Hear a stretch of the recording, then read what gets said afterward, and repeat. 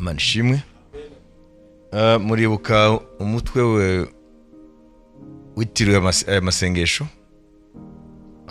Yeremiya 33:3 reka mugi mudusomere aho hantu neti mukuntu umutwe uravuga ngo kujya muhengeri mukugira gute mukumenya imigambi Imana igufitiye n'imbaraga zayo zo kuyisohoza nicyo cyatuzanye hano kandi kaba byara igitekerezo cyaravuye muri Yeremiya 33:3 ntabaza ndagutabara nguhereke ibikomeye biruhije utamenya. Amen. Mu Kinyarwanda birahinnye cyane ariko hari amagambo ari profond asumba ayo arenze ayo nako igitekerezo nyamukuru twumvise ko hari ibyo tutazi tubimenye byahindura uko tufata ibintu. Ibibazo byawe uko bireba ubu hari ibyo wamenya nonaha utazi byahindura uko ureba situation urimo. Amen. Invoque-moi et je te répondrai. Unyambaze nanjye nzakwitaba ngusubize. Je t'annoncerai de grandes choses. Nzakubwira ibintu bihambaye. Ese ibintu bihambaye biri ubu ibintu bihambaye bivugwa hano muri situation cyangwa mu gihe cya Yeremiya iyo bihambaye byarihe kuko Imana ntabwo ivuga ibitariho twaravuze contexte Yeremiya arimo.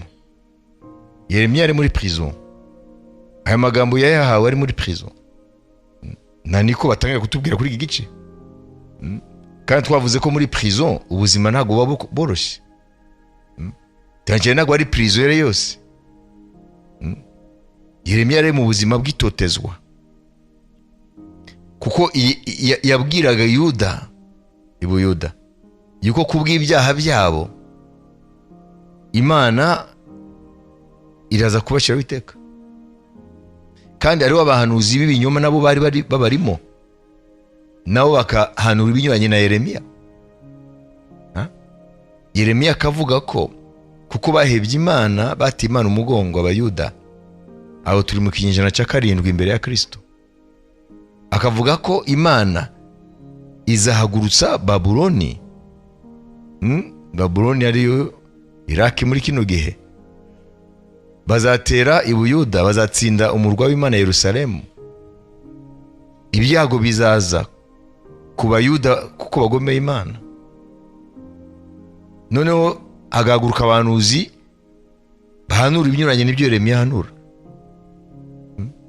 kandi abo banuzi bahanura ibyo Yeremiya binyuranye n'ibyo Yeremiya ahanura nibo bari bafite ijambo ibwami.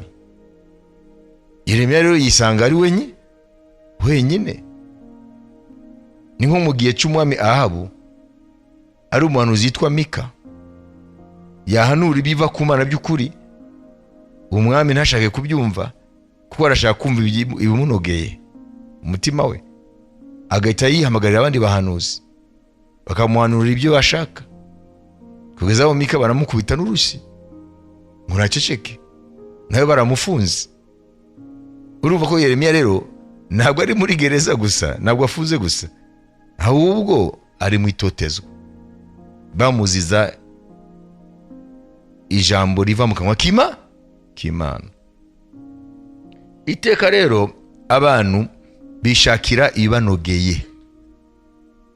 Umwana w'umuntu ashaka ibigusha ku byo ashaka.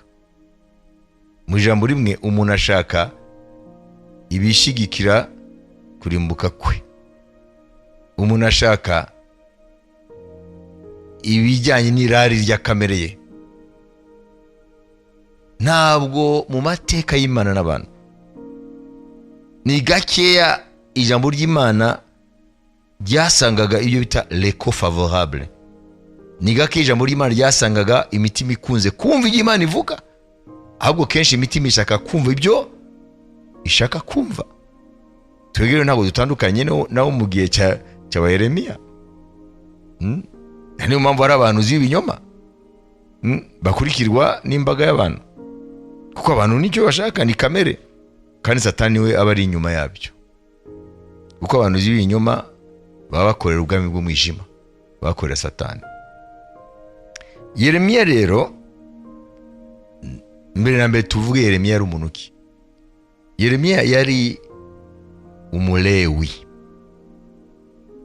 umulewi, kandi apana umulewi gusa, yari umutambyi. Nubwo tutamubona yexersa ubutambyi, akora ubutambyi, ariko yari umutambyi. Akaba yakomokaga mu mugi wa Anatoti, nk'ibirometero bingahe bitanu gutyo amajyaruguru ya Yerusalemu. Anatoti, amen. Anatoti rero niho Yeremiya akomoka, kuko abalewi ntago bo bahawe gakondo, nimubibuka, kuko ngo Uwiteka niwe gakondo yabo, ariko kuko bafite imibiri nabo n'imiryango, bari bakivugira aho batura, nabo babasha guhinga, nabo babasha korora. Ubwo rero buri muryango mu miryango ya Isirayeli uvanyemo w'abalewi asigaye imiryango ingahe? 11. Buri muryango wasabwe kubakatira muri periferi, kubakatira agace gaturamo abalewi, bakavamo aho bubaka n'ahantu bahinga bakorora. Niyo uzumva umuhanuzi runaka cyangwa umukozi runaka ko aturuka mu gice cya Nafutali tuvuge, cyangwa mu gice cya Manase, sibyo? Wowe ukibaza ngo n'uwo muri mu Manase. Abantu benshi bajya bibeshya rero, kuko batazi imiturire y'abalewi bamaze kugera, Israeli maze kugera mu gihugu cy'isezerano. Dufate urugero Elikana, ise wa Samweli, baza kubwira ko ari he? Dusomere Samweli wa mbere igice cya 1 mwumve. Tubabwiye ko hano turi mu ishuri, Imana ishimwe. Agakiza kadafite ubumenyi bw'ijambo ry'Imana, muvuge muti ni fake. Hariho umugabo wiramataye Musofimu mu gihugu cy'imisozi ya Efurayimu, witwaga Elukana mwene Yerohamu mwene Rihu mwene Toho mwene Sufi w'Umwefurayimu. Efurayimu. Ese yari Umwefurayimu? Ni gute Samweli yasimbura Eli mu butambyi? Nuko ari umulewi. None kubera iki hano bavuze ngo Umwefurayimu, ise Umwefurayimu? Nuvuga ngo n'abalewi bakebewe ubutaka bwahawe gakondo Abefurayimu. Mwabyumvise? Na Yeremiya, dusome Yeremiya igice cya 1 kuko nitimukundanyira gato, kuko abantu batazi ibyo turiga baje ese ko Mateo avuga ko abalewi ari bava mu batambyi, none Samuel agiye gusimbura umusaza Eli mu butambyi, sibyo? Nubwo yari n'umuhanuzi, akaba n'umucamanza, kandi atari umulewi, tumva ko ari Umwefurayimu, kubera ko batabizi. Mwe mwabyumvise? Ntago bigongana n'amategeko ya Mose. N'abalewi bahita bitirirwa intara batuyemo. Amagambo ya Yeremiya mwene Hilukiya wo mu batambyi bahoze muri Anatoti mu gihugu cya Benyamini. Amen. Aha rero tushobora kuvuga ngo Yeremiya ni mu Benyamini. None mu Benyamini gutaba umutambyi gute? Nuvuga ngo famiye ya Yeremiya yagiye gutura mu Benyamini, niyo babakatiye. Ababenyamini b'ukuri bande ni umwami Sawuli, na niyo bamuhannye, yagiye kuri umurimo w'ubutambyi ngo Samweli yatinze, kuko ntago we yari umulewi. Imana ishimwe. yumvise. None Yeremiya rero ni umulewi ukomoka he? Anatoti. Ni umujyi uri haruguru, amajyaruguru ya Yerusalemu, ibirometero 5 gutyo. Ariko Yeremiya cyane cyane tumubona mu muhamagaro w'ubuhanuzi kurusha ubutambyi. Kandi Yeremiya yabayeho ingoro, amen, ya mbere yubatswe na Salomo igihari. Wayise kwa ko iyo ngoro yashenywe nk'uko Yeremiya umuhanuzi w'Imana yahanuye n'abandi. Kuko ingoro ya kabiri yubatswe n'abavuye mu bunyage. Mvuga Yeremiya, amen, ise bishoboka ko yari umutambyi mukuru, kuko baravuga amazina yigeze kuba umutambyi mukuru. Sunume kwandaho Yeremiya rimwe. Amagambo ya Yeremiya mwene Hirukiya. Mwene Hirukiya ariho umutambyi mukuru witwa Hirukiya. Bya byose mumenye ko Yeremiya akomoka mu batambyi. Imana ishimwe. Imana iramuhamagara. Mbere na mbere ikimuhamagara yaratinye, aravuga ngo aracyari umwana. Yeremiya nawe agihamagarwa yari timide, ntabwo yatinyukaga kwafronta abantu mu kubabwira ijambo ry'Imana. Kadusome umuhamagaro wa Yeremiya 10 ibanza. Amagambo ya Yeremiya mwene Hirukiya wo mu batambyi bahoze muri Anatoti mu gihugu cya Benyamini. Yabwiwe ijambo ry'Uwiteka ku ngoma ya Yosiya mwene Amoni umwami w'Ubuyuda mu mwaka wa 13 wo ku ngoma ye. Ryaje kandi no ku ngoma ya Yehoyakimu mwene Yosiya umwami w'Ubuyuda, kugeza mu iherezo ry'umwaka wa 11 wo ku ngoma ya Sedekiya mwene Yosiya umwami w'Ubuyuda, igihe ab'i Yerusalemu bajyanywe ari imbohe mu kwezi kwa 5. Nuko ijambo ry'Uwiteka rinzaho riti: nakumenye ntarakurema mu nda ya nyoko, kandi nakwejeje utaravuka, ngushyiraho kuba umuhanuzi uhanurira amahanga. Nuko ndavuga nti, nyamuneka Nyagasani Yehova, dore sinzi kuvuga, ndi umwana. Ariko Uwiteka arambwira ati: wivuga uti ndi umwana, kuko abo nzagutumaho bose uzabasanga, kandi icyo nzagutegeka cyose nicyo uzavuga. Ntukabatinye, kuko ndi kumwe nawe kugira ngo nkurokore, ni ko Uwiteka avuga. Uwiteka aherako arambura ukuboko kwe ankora ku munwa, maze Uwiteka arambwira ati: shyize amagambo yanjye mu kanwa kawe. Dore ngushyiriye hejuru y'amahanga n'ibihugu by'abami, kurandura no gusenya, kurimbura no kubika, kubaka no gutera imbuto. Amen. Yeremiya ubwe aratubwira umuhamagaro we ko yahamagawe mu mwaka 13 w'ingoma ya Josias. Mu Kinyarwanda bamwita gute? Yosiya. Mu Gifaransa ni Josias mwene Amon umwami w'Ubuyuda. Ndivuga ngo uwo mwaka wa 13 Yosiya ari ku ngoma, niho yabanje kumva ijambo ry'Imana rimuhamagarira gukorera Imana nk'umuhanuzi. Hanyuma atangira rero gutanga excuse, kandi ntabwo yahanuye ku ngoma imwe gusa, yahanuye nk'ingoma 3 zikurikirana kuri izo ngoma. Imana amubwira ngo mbere yuko Imana imurema mu nda ya nyina, na mbere yuko anavuka, yari yaratoranijwe, kandi Imana imushyiraho kuba umuhanuzi ku mahanga, prophète des nations. Mumva byoroshye, kuko Imana iramubwira ijambo izamuha mu kanwa ke rizaba ari ijambo rifite imbaraga.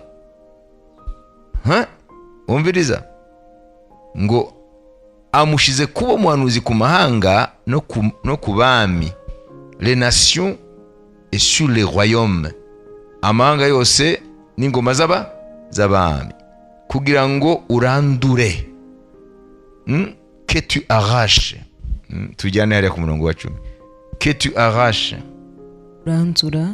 kurandura, arandura iki? Azagenda se na bulldozer agenda arandura mu bihugu y'abantu? Ese azazenguruka ayo mahanga? Ijambo ry'Imana mu kanwa ka Yeremiya nirivuga ku gihugu runaka, ku bwami runaka, ku mwami runaka, amen, rizaba rifite imbaraga ryo guhindura amateka y'aho hantu, icyo gihugu cyangwa ubwo bwami, yo gusenya ibyo Imana ishaka ko bisenywa, ko bidahesha icyubahiro, byo kurandura ingoma runaka kuko Imana itayishaka. Amen. Donc arracher tout ce qui ne plaît pas à Dieu, kurandura idahesha Imana icyubahiro. Kandi Imana ntiyamurimise mu gihugu kimwe, bibiri, bitatu, les nations et les royaumes. Nivuga c'est un prophète puissant, powerful prophet. Sukurandura gusa, et que tu abattes, no kurimbura, abatte, nivuga aza kubita hasi ibyo byose bidahesha Imana icyubahiro kubw'ijambo rye, pour que tu ruines, ubika ibyo byose bishyizwe hejuru gikambura Imana icyubahiro, et que tu détruises, senya, no gusenya byose bidahesha Imana icyubahiro, ubw'Imana n'ibiki byose,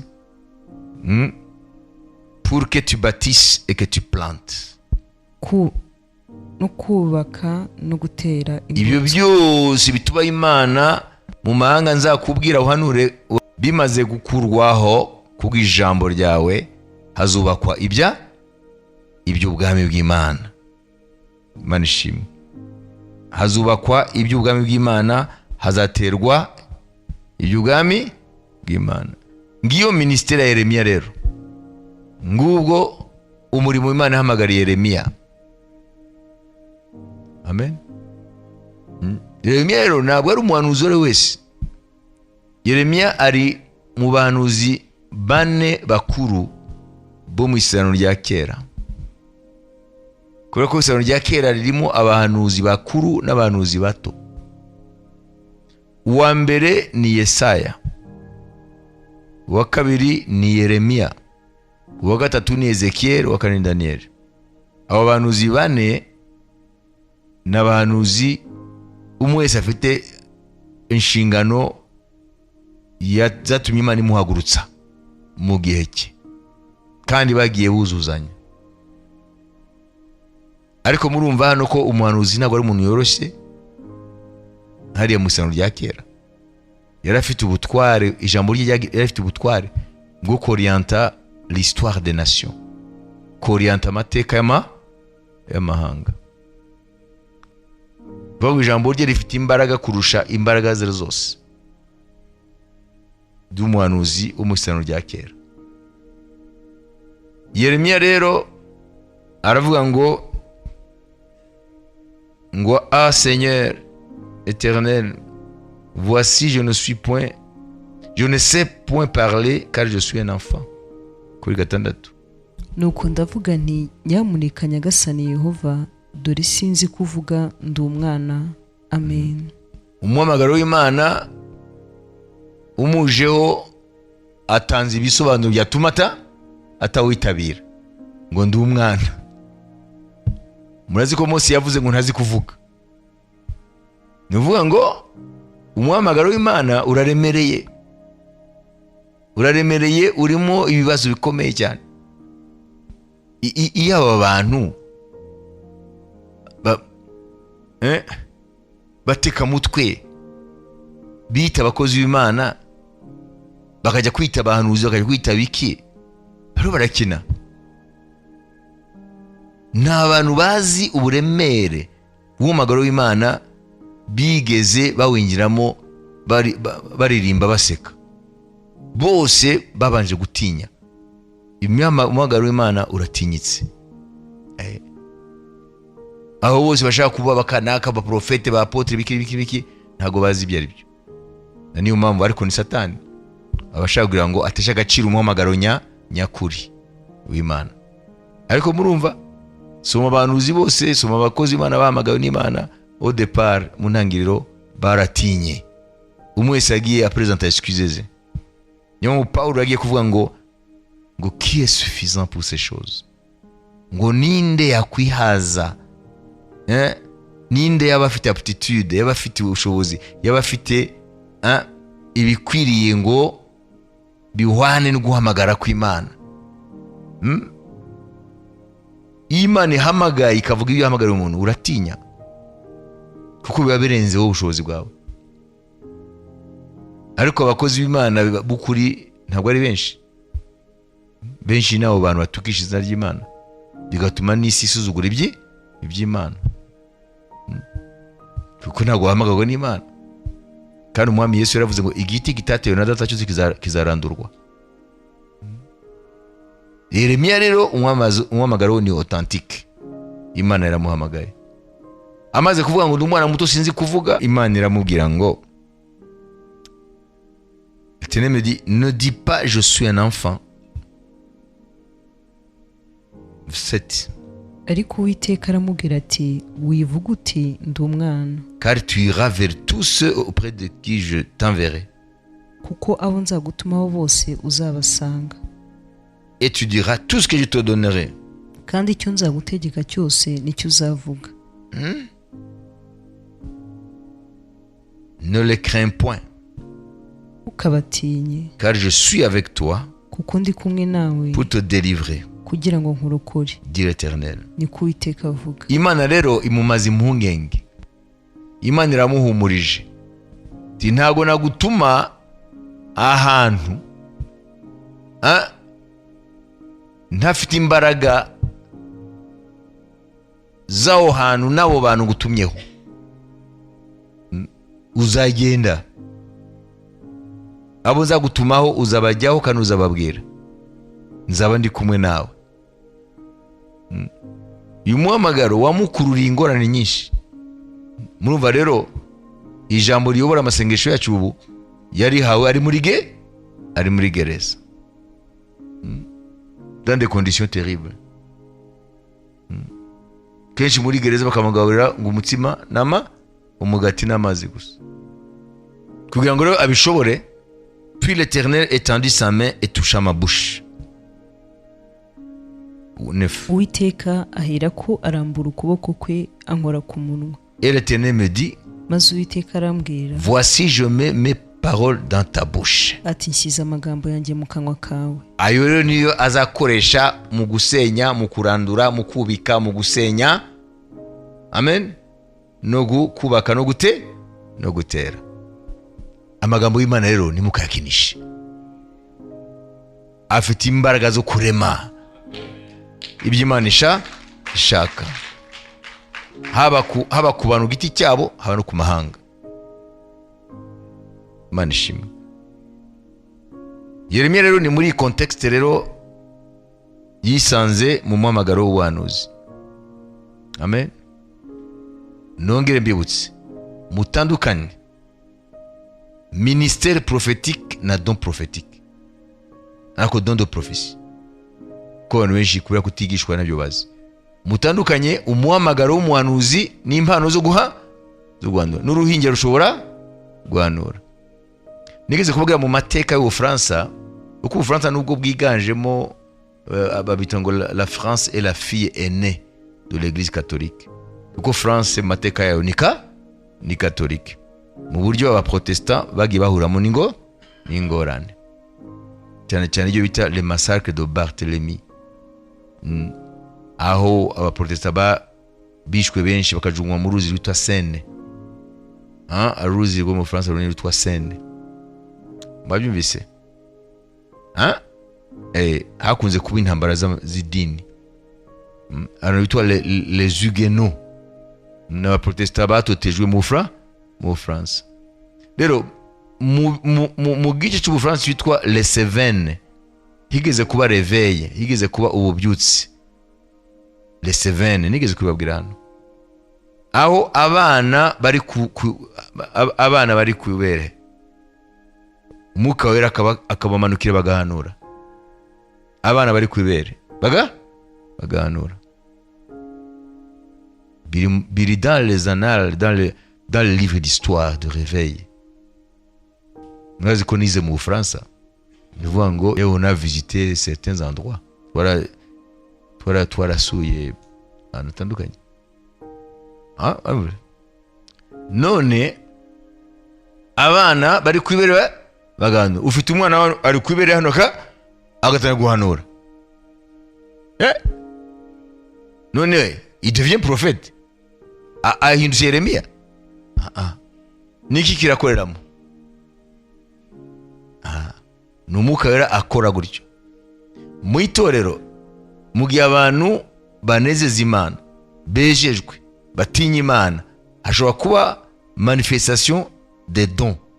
Ashobora kugaragaza impano z'umwuka ngo agakora uko ashaka.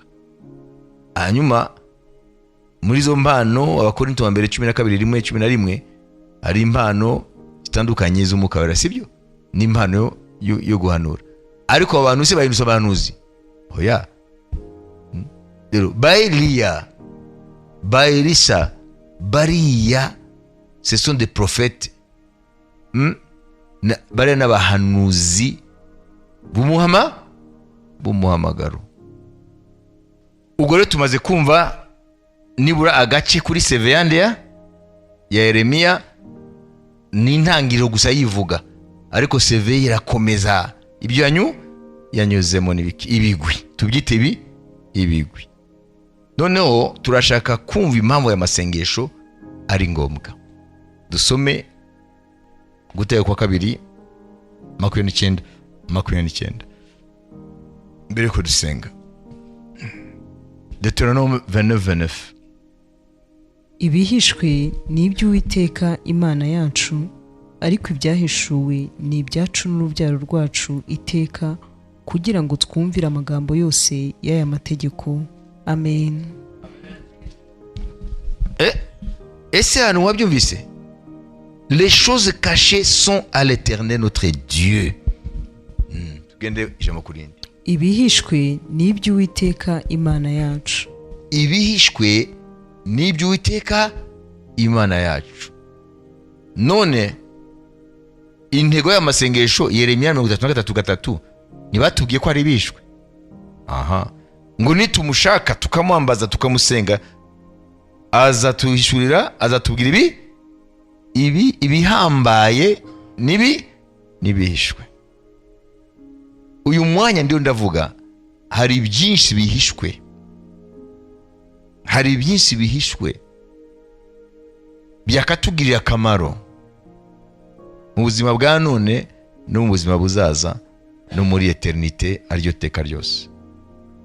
None se uzamenya gute ibihishwe by'Imana udasenga, udafata umwanya wo gusenga, udasobanuza Imana? Genda gute? Biratangaje kubona Yesu yaramaze imyaka 3 n'igice yigisha ategura intumwa ze, amaze no kuzuka mu bapfuye, aho kugira ngo ahite ajya mu ijuru, akongera akamara iminsi 40 akomeza kubigisha iby'ubwami bw'Imana. Muhite mumenye rero Imana aho ishira imbaraga zayo. Amen. Iyo usoma ibyakozwe n'intumwa, Imana ishimwe. Haleluya. Igice cya mbere byakozwe mu gice cya mbere, usome umurongo wa mbere ugeze ku murongo wa 3 wumve. Teofilo we, muri cya gitabo cya mbere nanditse ibyo Yesu yabanje gukora no kwigisha byose, kugeza ku munsi yazamuriwe mu ijuru amaze gutegeka intumwa yatoranije azitegekesha umwuka wera. Amaze kubabazwa ababonekera ari muzima, atanga ibimenyetso byinshi, agumya kubabonekera mu minsi 40 avuga iby'ubwami bw'Imana. Amen. Amen. Ni ukuvuga ngo n'inyuma y'izuka rye yamaranye nawe iminsi 40 akomereza aho yabicumbikiye mbere ko ajya ku musaraba, ngo akomeza kubabwira iby'ubwami bw'Imana. Kubera iki? Kuko abo nibo bazatwara umucyo mu isi wo kumenya umukiza. Murabona ko baze ya byose mu by'ubwami bw'Imana, urufatiro rw'ubuzima bw'umukristo nuko akwiye kwigishwa kandi akigishwa neza, kandi agashishikara kwiga, kandi akigishwa n'ab'Imana yahamagaye, kandi Imana yabateguye ikabaha ibihagije kwo kwigisha. Donc l'enseignement tient une place très importante dans la vie d'un chrétien. Uvuga ngo kwigishwa bifite umwanya w'umwihariko mu buzima bw'umwana w'Imana, bw'uwizera mu buzima bw'itorero ry'Imana. Mais faut-il que les gens aiment être enseignés? Birasaba ko abantu bakunda kwigishwa. Kora abantu bikundira gusa kuza amaterane ku cyumweru bakumva ko bihagije. Abo rero ntacyo bazamenya, bazarinda bava muri iyi si bataramenya imigambi y'Imana yari bafitiye by'ukuri. Niba abantu usanga bareyagisa iyo yahuye n'ikibazo akaza musengere, ntawe na rimwe avuga ngo nshaka kurushizaho kumenya Imana. Relation yabo n'Imana itabara mu bibazo byabo gusa. Ntabwo bavuga ati se hari ibindi nakamenye ku Mana. Ega ntabwo tushaka Imana kuko twahuye n'ibibazo gusa. No, tushaka Imana ngo turushize kwimenya. Imana ihabwa icyubahiro. None se ababigishwa be bakomeza kwigisha ko bafite ibibazo? Muzi ko Petero yakomeza kurwana n'umugore we, agashaka kugira ngo Yesu akomeza amugire cure d'âme, counseling, kugira ngo azabe none umwago uhagaze neza mu rugo rwe, ngo bazamumve neza ko abaye intumwa y'ukuri. No, Yesu Kristo yarazi ko umurimo wose atumyemo abantu nuko bakwiye kuba bazi neza uwabatumye, bakamenya n'icyo batumye, kandi byose binyura mu kumenya ijambo rye. Imana ishimwe. Amen. Muzirikane ko yamaranye nawe imyaka, anamaze no kuzuka mbere yuko ajya mu ijuru, yoga kumanya nawe iminsi 40 ashishikara kubabwira iby'ubwami. Imana ishimwe. Rero ba Petero ntago bagiye kwigisha ibyabo, bagiye gutransmeta iby'umwami yababibyemo, noneho bamaze kuzura umwuka wera, bamaze gwa umubatizo w'umwuka wera, bakatsa umwuka wera no mu muriro. Imana ishimwe. Yumvise none batubwiye iki? Ngo bishwe n'ibyande n'iby'Uwiteka. Ibishwe n'iby'Uwiteka. Rero hari ibishwe igihe cyose bigihishwe ntabwo ari ibyacu ko nabyo tuzi, ni iby'Uwiteka. Amen. Haleluya. Igihe cyose bikiri mu mutima w'Imana biba atari ibyacu, kuko nacyo byatumarira, kuko ntabwo twabyizera ko nabyo tuzi. Les choses cachées sont à l'Éternel notre Dieu. Les choses révélées par contre sont à nous et à nos enfants. Ibihishwe n'iby'Uwiteka Imana yacu, ariko ibyahishuwe ni ibyacu n'urubyaro rwacu iteka. À perpétuité. Iteka. Murumva ngo twebwe ibyacu nibihe? Ntibyahishuwe, kuko ibyahishuwe turabimenya, none tukabyizera, hanyuma tugasaba Imana ngo tubigenderemo. Imana ishimwe. None se bizahishurwa gute n'abasenga Imana? n'abashaka imana, n'abafite inyota y'imana, n'abashaka kumenya ibiri umutima w'Imana, bizaguma bihishwe, kuko nta muntu ushaka imana ngo bishurwe. Kandi iyo bishuwe bifite impact, bigira ingaruka mu mibereho yacu no mu buzima bwacu bwa none n'ubuzaza n'iteka ryose. Amen. Kugira ngo mubyumve, reka mbabwire ibi. Turakoresha kandi ibyo bita analogy. Imaze kumenya analogy, turagereranya. Nubona ko dufite imibumbe izenguruka izuba, ni ngahe? Ntabwo ikiri 9, ni 8. Ya 9 Pluton basanze itujuje ibyangombwa byo kwitwa planete. Muri buka wa mubuye byasohoye imbuto zimwe zikagwa mu nzira, bikagenda gute? Inyoni kazitwara. Mwe abantu bumva ijambo ry'Imana bagahita babisigaho. Iza kabiri zigwa mu mabuye, zibura imizi. Wenda bumva ijambo ry'Imana bakaryishimira kanezwa kanya gato, ariko bakabura imizi. Hazi bigeragezo pyo ijambo ry'Imana bakarireka. Iza gatatu zigwa hehe? Mu mahwa. Abo nibo benshi muri iki gihe. Wenda bumva ijambo ry'Imana bakarinezererwa, zigatangira imbuto zitangira kumera, bakishimira agakiza. Haleluya. Yesu akaba number 1 mu buzima bwabo. Karti yose ikamenya ko bakunda Yesu, kukazaho bakora akanya kunda Yesu, mu iduka bagakiranukira koko, bakishima. Haleluya. Hanyuma bameze nk'itabaza rya peteroli, ntago bibuka gushiramo amavuta, none urumuri kagenda rukendera ngo yo gasigara nk'akatodoha. Hanyuma ngo muri ubu munezero kunezera ijambo ry'Imana. Amen. Noneho ngo amahwa akameranaho muri uwo murima, bigakurana n'izo mbuto, amahwa akanigaza za mbuto. Yesu akavuga ngo n'abantu bumva ijambo ry'Imana bakarinezererwa, bakamagira runaka koko bakijijwe neza, ngo ariko imitwarariko y'ubuzima, les soucis de la vie, different worries of this life, ngo bikazana no bikaniga ya mbuto. Umwanya w'Imana ukabura. Abo nibo benshi today mu matorero. Les soucis de la vie. Kandi les soucis de la vie, guhangayikira ubuzima, bica biza muri logique yacu y'abantu. It's normal. Nibisanzwe. Kuko le matérialisme itifata le dessus sur le spirituel. Nibisanzwe. Okay? Kuko icyo gihe nta kwizera gukora, atangira gukora ubwenge. Okay? Umenye ko bivuze ni rurema, yaturemye.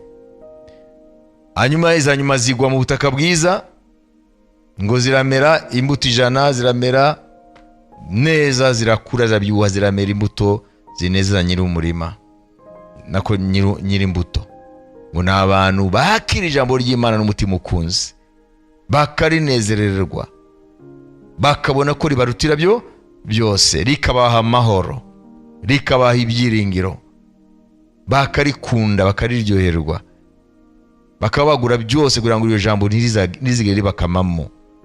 Ngo abo ni abantu bumva ijambo ry'Imana n'umutima ukunze, ngo hanyuma bakarinezererwa, bagapersevera. Niyo jambo Yesu yakoresheje, ngo bakihanganira muri ryo, kuko ijambo ry'Imana igihe cyose rinyura mu bigeragezo, bakageragezwa, ariko nko mu Kirundi bakaryumako, bakarikomeraho. Amen. Contre vents et marées, ils persévèrent, produisent des fruits pour le royaume de Dieu. Bagakomera, shuko byose bakabinesha, Imana ikanezerwa, kandi ukazasoza umuriro batangiranye, ahubwo akomeza wiyongera kugeza igihe bazavira muri iyi si. Ariko abo ni benshi ni bake. Ngaho rero ushobora nawe kwireba, uri hehe? Muri abo bane uri uri muri zo mbuto za mbere, uri mu za kabiri, uri mu za gatatu, cyangwa uri mu za kane zivugwa. Quatre catégories de gens. Quatre catégories de gens qui ont fait une rencontre avec Jésus dans leur vie. Catégorie enye, ibyiciro bine y'abakristo. Umwese muri twebwe ari ahantu aho, nagushobora kuba habiri, uraho hamwe muraho. Amen. Ariko umenye ko uriya wa kane bashimye za mbuto zaguye mutaka bwiza. Amen. Ikintu gitandukanye n'abandi n'impamvu amaho atigeze amera ngo yakira ijambo n'umutima ukunze, et il a persévéré. Yarihanganye. Yahanze amaso iki? Intego. Hanyuma agira iki? Patience. Bivuga iki? Amen. Arihangana mu bigeragezo kugeza Imana imukira akanzu. Hallelujah. Ntabwo giving up, ntabwo yiretira, ntabwo asubira inyuma kuko ibintu byakomeye. Imana ntabwo iri secondaire mu buzima bwe. Beaucoup de gens, Dieu est devenu une roue de secours. Ni kuvuga pune de réserve. Igihe cyose utarapfumuza ipine, ntabwo wibuka ko ufite indi ibitswe. Iriya bajya bayibuka ari uko bapfumukije ipine. Abantu benshi bibuka Imana ariko havutse ikibazo. Abo rero Imana ntibanezerwa na gato. Imana ishimwe. Ngo ndi Uwiteka ndi Imana ifuha, sinzemera ko mumbangikanya n'izindi mana. Abantu benshi babangikanye Yesu n'ibindi byabo bitandukanye. Mungu atusaidie. Amen. Hazaba surprise igihe Imana izavuga. Surprise ikomeye cyane. Okay. Noneho twumvise iki? Ngo ibishwe nibyo Uwiteka Imana yacu. Ibishuwe ni ibyacu n'abana bacu iteka byose. Ariko kugira ngo ibishwe by'Imana bizabe ibishuwe kuri twe, nuko hari abantu bajya kubishaka. Kandi bishakwa mu masengesho no mu ijambo ry'Imana. Amen. Yeremiya bamubwiye ngo mpamagara ndakwitaba. Amen. Nkwereke ibintu bihambaye bikomeye utabasha kumenya n'ibihishwe utabasha kumenya.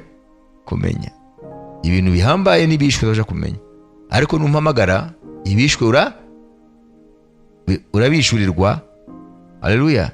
Nibyo utabasha kumenya urabimenya. Niyo mpamvu dufite ubuhanuzi bwa Yeremiya. Les prophéties de Jérémie qui se sont avérées justes à tous les coups. Ubuhanuzi bwa Yeremiya bwagiye bugaragara mu mateka ko ari Imana yavuze. Il a prédit 70 ans de captivité pour Juda. Yahanuye imyaka 70 y'ubunyage ku Bayuda ya Babuloni. Niko byagenze. Donc il a prédit le retour même des Juifs. Niko byagenze. Il a prédit même le retour des Juifs de la grande diaspora. Yahanuye kuzagaruka kwa Bayuda ku maherezo y'ibihe bavuye mu mahanga menshi. Ose ntibahari se? Byose yarabihanuye. Ahanuye n'ukuntu bazaza bagaruka iwabo muri gakondo yabo. Byose Yeremiya yarabihanuye.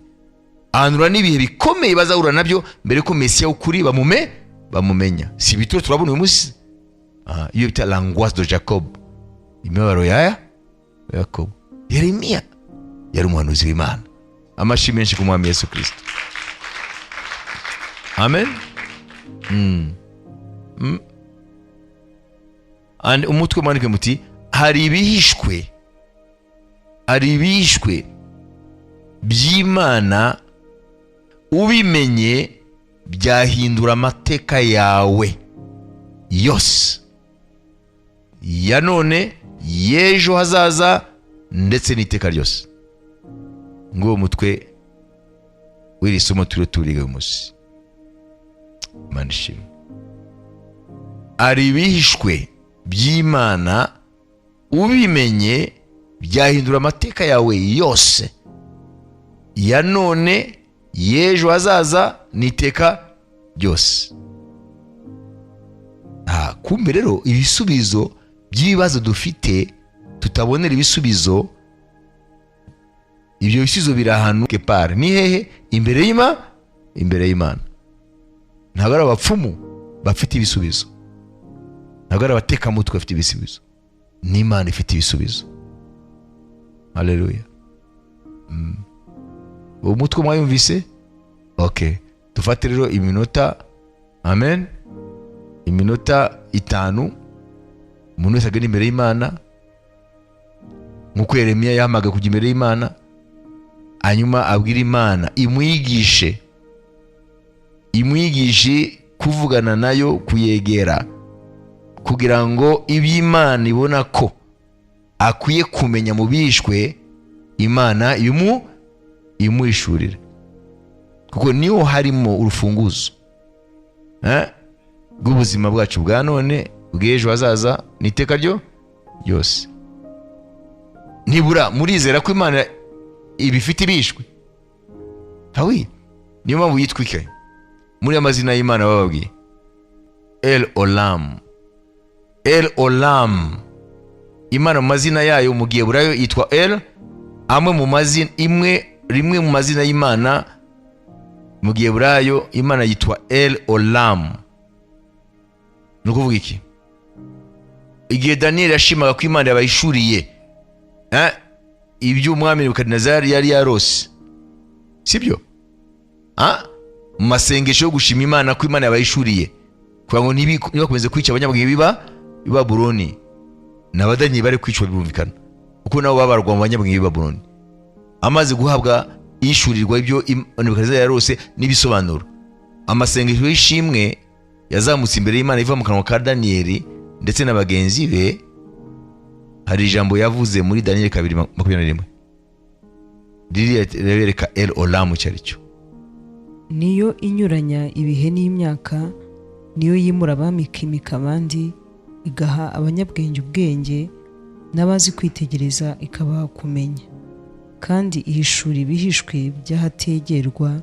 Izi ni ibyo mu mwijima, umucyo ubana nayo. Amen. Voilà. Hano ariho araramya El Olam, le Dieu de tous les temps, le Dieu de tous les mystères. Donc Daniel ariho araramya El Olam, le Dieu de tous les temps et de l'éternité et de tous les mystères. C'est lui qui change les temps et les circonstances, qui renverse et qui établit les rois, qui donne la sagesse aux sages et la science à ceux qui ont de l'intelligence. 22. Il révèle ce qui est profond et caché. Il révèle ce qui est profond et caché. Il connaît ce qui est dans les ténèbres. Et la lumière demeure avec lui. Muri Bibiliya hano ya Louis II ni Daniel 2:21-22. Nushaka kumenya El Olam icyo bivuga naha. Uyu munsi rero bandugu yangu mumve, iki cyumweru, amen, iki cyumweru tuzibanda cyane kumenya El Olam. Tuzibanda cyane gusaba El Olam atwishure. Ko twumvise ko ngo ibishwe ni ibyayo, nawe ibishwe ni ibyacu n'abana bacu iteka ryose. Kubera ko tukwiye kubimenya. None turangije ya verse yacu Deutéronome 29:29, nago twayirangije. Hari amagambo ari inyuma virgule. Imana ishimwe. N'amasengesho yo kumenya El Olam. Hari ibishwi by'umugambi w'Imana kuri wowe. Uramutse wishuriwe, ibintu byose byahinduka. Ntabwo uzongera kuguma ugenda hariya ushaka gukora nk'abisi ngo nawe ngo biki.